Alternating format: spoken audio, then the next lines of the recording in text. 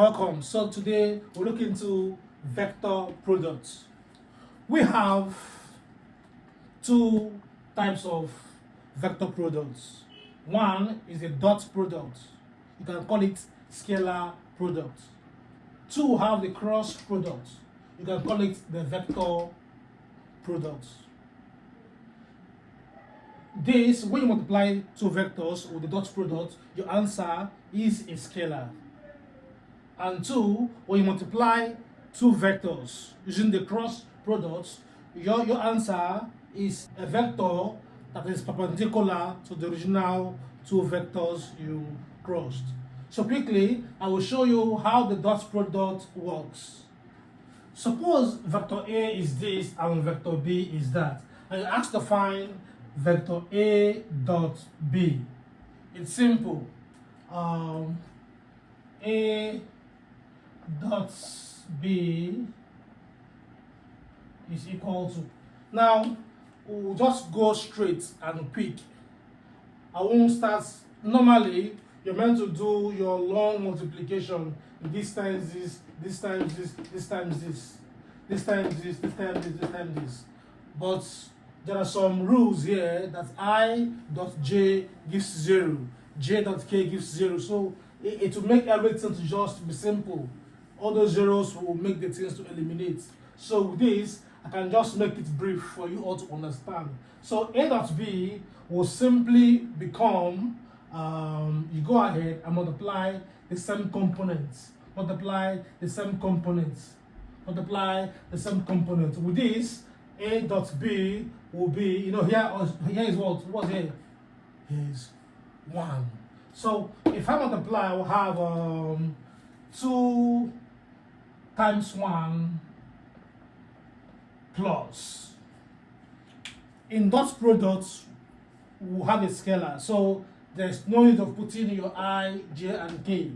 So this is the simplest approach for dot products. So for your J, we'll have 3 times 2. 3 times 2 plus. For your K, we have 4 times 2. 4 times 2. So if I simplify, I'll have 2 times 1 is 2 plus 6 plus 8. And this is 16. So my dot product is 16. 2 plus 6, 8 plus 8, 16. Now, what I'm saying is this. When you have two vectors and you want to find the dot product, you simply multiply the same components, the same components, the same components of those two vectors, then you add.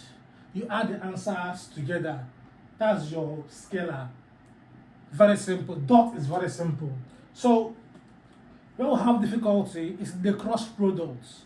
The cross product it's kind of complicated, but I'll make it simple. So let's just take one more example on this scalar product, dot product, before we do the cross products. So since I've shown you how to obtain the dot product, will you attempt this on your own? If P is this and Q is that, find P dot Q. Simple. Problem here. What happens here? There is no K. In that case, what happens? I said it earlier. 0K. So let's solve together for this.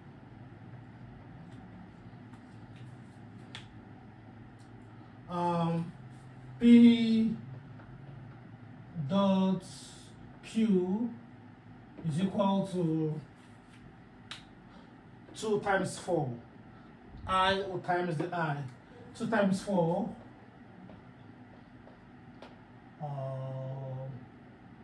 Yes. Plus. For J, we have minus 3 times 2. For K, we have no K means 0K. That will be 0 times 3. So if we evaluate this, we'll have times 4, 8. Minus 3 times 2, minus 6. Plus minus 6. Plus minus 6. Plus 0.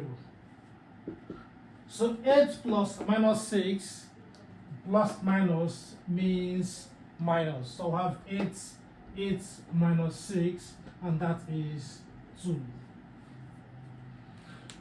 Dot product is very, very simple. So quickly, I will show you how the dot product works on components as a summary. Now look at this.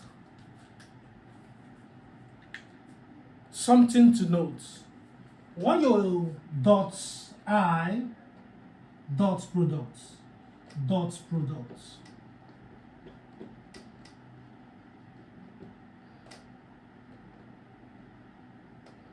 take note. I dot j, the answer is 0. When you dot different components, you have 0. What do I mean by this? I dot k. These are different components. Your answer becomes 0. I would love to prove this for you, but there's no time. Just note that j dot k should give us 0 because they are different components. But if they are the same component, for instance, I dot I, our answer is 1. This was what made our dot product to be simple as this. So with this, I can say that k dot k is equal to 1. The same components, 1.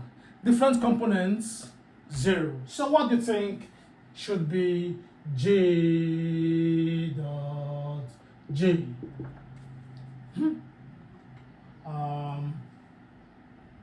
0. Yeah.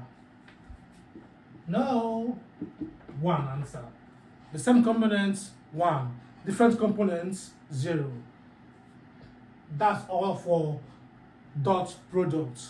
So quickly, we'll go next to cross product in our next video.